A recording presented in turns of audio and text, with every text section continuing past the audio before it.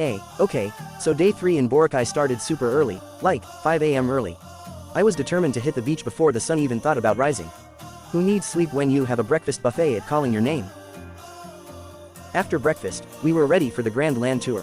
First stop, the mangrove forest. Think lush greenery, calm waters, and a few curious crabs. Not exactly a jungle adventure, but still a nice change of pace. Next up, Bulabog Beach.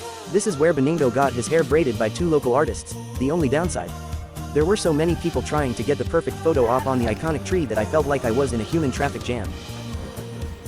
But hey, no worries. We moved on to Sinagpa and Diniwi Beach, where the photo ops were plentiful and the sun was shining. I think I took enough pictures to create a whole new Instagram account dedicated to my Boracay adventures.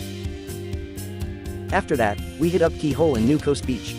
More pictures, more sun, more fun. By this point, I was starting to feel a little bit like a human pretzel from all the posing. Finally, it was time for the grand finale, Puka Beach. This beach is supposed to be a hidden gem, and it definitely lived up to the hype.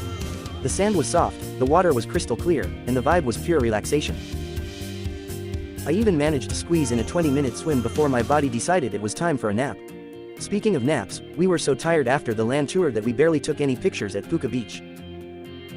Plus, there was this whole budal situation going on. Basically, they were offering free mats to use on the beach, but you had to buy their fruit shake for 250 pesos.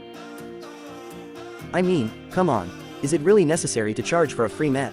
I'm pretty sure the generator was just an excuse to sell overpriced fruit shake. Anyway, back to the hotel for a quick freshening up session before a late lunch at the mall.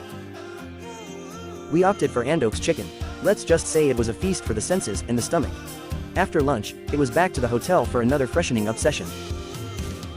Then, it was time for some serious tambay, which basically means hanging out on White Beach.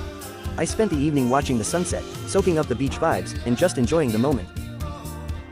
We stopped by the local store to pick up some bread and noodles for dinner. I'm pretty sure I ate more bread than a baker. Finally, it was time to call it a night. I'm pretty sure I slept like a log after all that exploring and eating. Day 3 in Boracay was a whirlwind of activities, delicious food, and a whole lot of sun. I'm already looking forward to day 4.